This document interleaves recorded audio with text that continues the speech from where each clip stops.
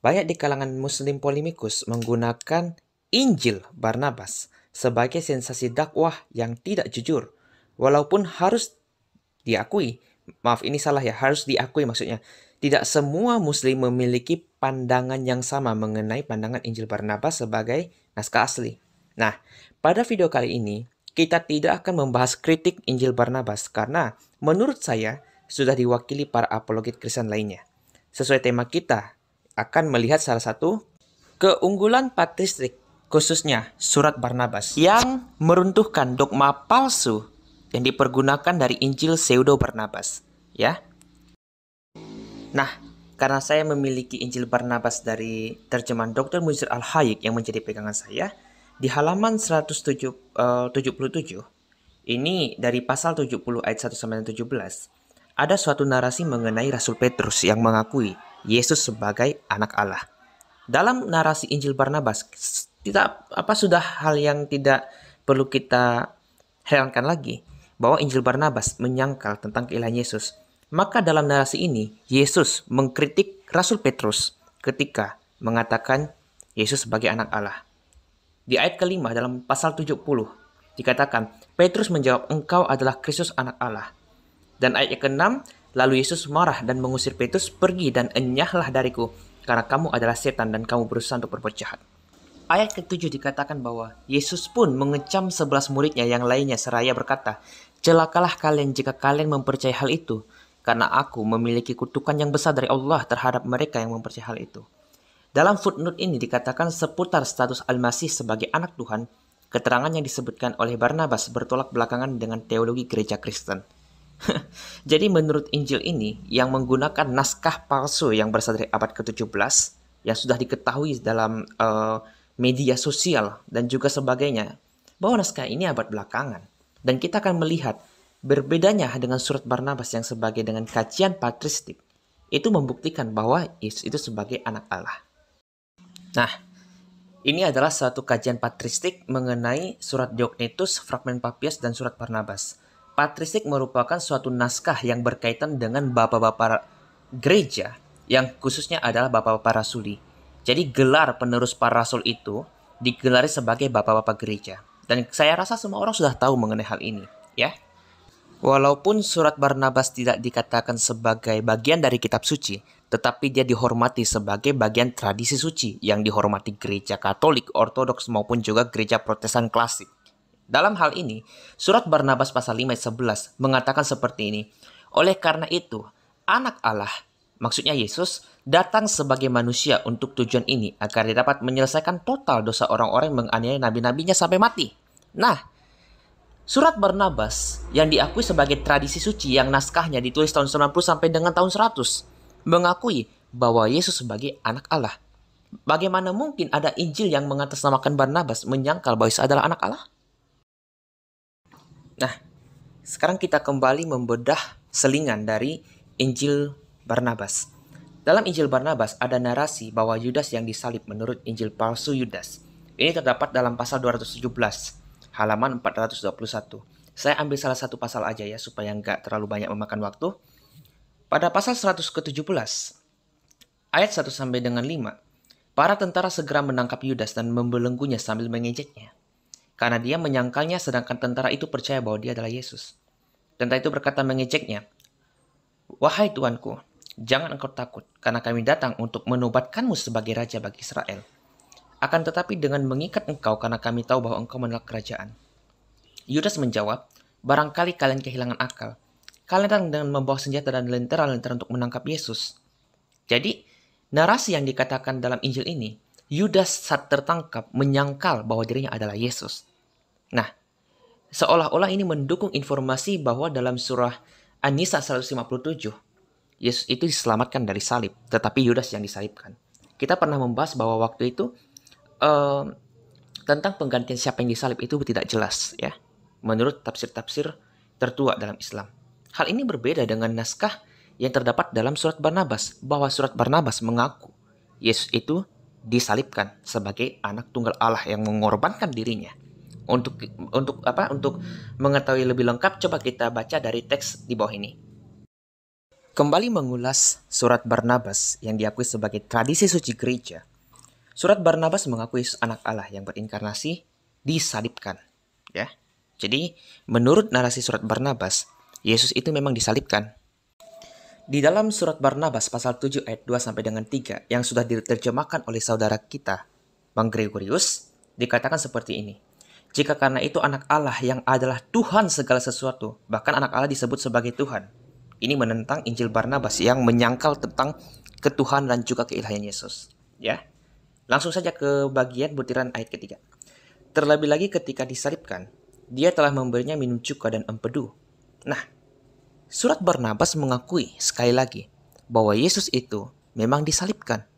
Dan ini membantah apa yang disampaikan dalam Injil palsu Barnabas bahwa Yudas yang disalibkan. Sedangkan surat Barnabas yang naskahnya sangat tua mengakui bahwa Yesus itu disalibkan, tidak seperti yang diinformasikan oleh Injil palsu Barnabas yang dibanggakan oleh saudara Muslim. Dengan bukti tradisi tua ini mengenai surat yang ditulis oleh Rasul Barnabas, kita mengetahui klaim mereka sudah gugur total. Menyambung lagi kembali pembahasan terhadap Injil Barnabas. Injil Barnabas kali ini memberikan narasi hal yang sama terhadap unsur-unsur legalistik terhadap Torah. Bukan hanya Torah, tetapi yang dimaknai secara harafiah oleh kalangan Muslim untuk membenturkan antara pemahaman Yesus dengan pemahaman yang disampaikan Rasul Paulus. Nah, Injil Barnabas menekankan sunat seperti orang-orang Galatia yang dihadapi oleh Rasul Paulus. Padahal dalam kisah para Rasul 15, yang dihadapi oleh mereka ini adalah Barnabas dan juga Rasul Paulus. Anehnya, dalam Injil Barnabas dikatakan bahwa Yesus menekankan makna sunat secara keras. Dikatakan di dalam pasal 23 ayat 17. Seperti ini narasinya. Setelah itu Yesus berkata, tinggalkan rasa takut untuknya. Orang yang tidak disunat, kulupnya, karena dia tidak boleh mendapatkan surga. Nah, narasi ini sekali-kali menekankan legalistik tentang sunat itu dimaknai secara syariat. Bagaimana dengan surat Barnabas? Mari kita simak perbandingan antara Injil Barnabas dengan surat Barnabas, di mana Barnabas sependapat dengan kisah para Rasul 15 bahwa sunat bukan menjadi syarat keselamatan. Surat Barnabas memandang sunat hanyalah simbolik akan penggenapan kehadiran Kristus. Ini memaknai bahwa surat Barnabas sama seperti yang dipahami oleh Rasul Paulus bahwa segala peraturan dalam perjanjian lama itu hanyalah bayangan saja. Tetapi penggenapannya adalah Yesus Kristus. Dan Barnabas menekankan apa yang dikatakan Paulus. Ya, Barnabas pasal 9 ayat 7 mengatakan seperti ini. Pelajari secara penuh, hai anak-anakku terkasih, tentang segala sesuatu dengan berlimpah bahwa Abraham, orang yang pertama yang memerintahkan tentang sunat dalam roh menantikan Yesus, mempraktikkan ritual itu setelah menerima misteri ketiga surat ini. Ya, yang menarik dari ayat yang ke-6 kita tarik mundur. Beliau sendiri mengatakan bahwa apa makna sunat secara harafiah. Padahal orang-orang Mesir, orang-orang selain dari bangsa Israel juga menjalankan sunat. Artinya, ini tidak ada bedanya dengan praktek-praktek di luar dari hukum legalistik Israel. Tapi ada makna simbolik dalam pemahaman sunat yang diharafiahkan dalam perjanjian lama dan penggenapan dalam perjanjian baru. Coba kita lihat apa pernyataan beliau. Ayat dari selanjutnya, ayat 8. Kitab suci pun mengatakan Abraham menyulut 18 dengan 300 orang sesi rumahnya. Lalu pengetahuan apa yang diberikan kepadanya dalam hal ini? Perhatikanlah bahwa dia pertama kali menyebutkan 18 untuk orang pertama. Lalu kemudian 300. 18 dengan demikian dilambangkan 10 dengan simbol I dan 8 dengan H. Kamu memiliki inisial nama Yesus. Dan karena salib adalah untuk menyatakan rahmat penebusan kita dengan huruf T. Dia juga mengatakan 300. Jadi dia menunjukkan Yesus dalam 2 surat dan salib di surat lainnya. Nah, jadi menurut Barnabas sesuai apa yang disampaikan oleh Rasul Paulus yang mengatakan bahwa penggenapan sunat maupun penggenapan perjanjian lama, ritual dan sebagainya, itu wujudnya dan bayangan dari wujud itu adalah Yesus Kristus sendiri. Jadi, surat Barnabas sekali lagi lebih otentik membahas tentang keunggulan, tentang apa yang diajarkan oleh Rasul Paulus dan apa yang diajarkan oleh Yesus Kristus. Berbeda dengan Injil Barnabas yang tidak tahu entah kemana. Narasinya seolah-olah mengembalikan syariat pemahaman perjanjian lama secara serampangan. Dan seolah-olah ingin membenarkan klaim Islam. Selain menubuatkan tentang kehadiran Nabi Muhammad. Nah, menariknya, dalam Injil palsu Barnabas yang saya miliki, yang diterjemahkan oleh Dr. Munzir Al-Hayek, surat Barnabas sempat disinggung Munzir Al-Hayek. Tetapi ada fitnah tuduhan atau perbedaan dengan Injil kanonik. Maksudnya, surat Barnabas ini berbeda sama sekali dengan apa yang disampaikan dalam Injil-Injil kanonik. Coba kita simak dalam tulisan berikut ini. Pada tahun 2009, Perpustakaan Nasional Inggris, British Library, mengumumkan bahwa pihaknya menyampaikan para peneliti untuk menelaah naskah Injil paling lama, yang dikenal dengan nama manuskrip Sinai. Langsung saja dikatakan di sini, manuskrip ini memuat dua teks yang tidak ditemukan dalam teks-teks Injil kanonik. Dua teks itu adalah surat Barnabas dan surat Pengembala Hermas. Urutan kedua naskah ini berbeda dengan yang terdapat dalam naskah-naskah Injil yang ada. Nah, hal yang sangat menggelikan adalah ketika beliau mengatakan dua naskah ini berbeda dengan Injil-Injil kanonik. Mereka tidak tahu, khususnya Dr. Munzir Al-Hayek ini tidak tahu, bahwa surat Barnabas mendukung apa yang disampaikan Injil-Injil kanonik. Kita sudah membahas dalam surat Barnabas pasal 5, bahwa anak Allah turun menjadi manusia. Itu seperti yang dikatakan oleh Rasul Yohanes 1 ayat 18. Firman telah menjadi manusia, ayat 14. Ya. Lalu berbedanya itu di mana? Bahkan surat Hermas, walaupun sifatnya seperti apokaliptik, itu tidak pernah bertentangan dengan Injil-Injil kanonik. Dan kita berharap semoga dari kalangan-kalangan gereja ortodoks maupun gereja manapun, selain gereja ortodoks, karena saya dengar juga Bang Dorlan dari gereja HKBP sudah mulai menerjemahkan tulisan Bapak-Bapak gereja. Kita berdoa semoga surat Hermas, Gembala Hermas akan diterjemahkan dalam edisi bahasa Indonesia. Nah, karena tadi saya juga sudah menyinggung bahwa tulisan patristik sudah ada sebagiannya yang diterjemahkan dalam bahasa Indonesia, saya sangat menyarankan kawan-kawan bisa membeli buku ini. Tulisan patristik, surat kepada Diognetus, fragmen Papias, dan surat Barnabas.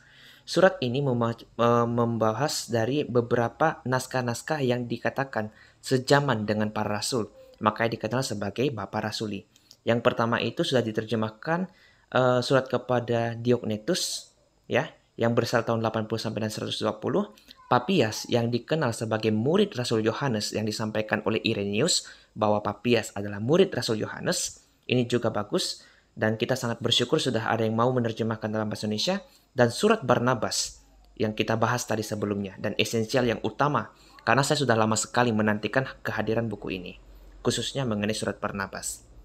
Kawan-kawan, bagian pengantar surat patristik yang sudah diterjemahkan di mana mereka dikenal sebagai murid para rasul atau Bapak Rasuli, kawan-kawan bisa cek di Tokopedia ataupun Shopee juga ada, tapi nanti saya akan terterakan nomor WhatsApp yang mungkin bisa kawan-kawan tanyakan kepada penjualnya ya. Sedikit perbandingan, keunggulan surat Barnabas ini dapat kita komparasikan dengan tradisi Islam. Dalam Islam, tradisi penerusan ajaran yang dikenal sanad itu juga dikenal dalam riwayat hadis-hadis. Mereka mengenal penerus ajaran sahabat Nabi Muhammad sebagai tabi'in. Maka, dalam kekristenan Bapak Rasul ini, contohnya Papias, Barnabas, dan sebagainya, dikenal sebagai tabi'in dalam iman Kristen. Saya mengutip tabi'in ini dalam tanda kutip ya, bukan dalam arti makna harfiah, karena tabi'in ini dalam pandangan Islam penerus setelah sahabat Nabi Muhammad, maka Bapak Gereja adalah penerus dari ajaran Rasul, murid dari Tuhan Yesus Kristus. Dan saya rasa ini perlu orang Kristen mulai sekarang mempelajari Bapak-Bapak Gereja untuk mengenal identitas kekristenan yang benar. Ya, buku ini sangat menarik karena selain edisi terjemahannya, terjemahan ini ada perbandingan ayat dan juga footnote, bahkan ada penjelasan awal yang saya rasa kawan-kawan bisa memahami secara latar belakang kenapa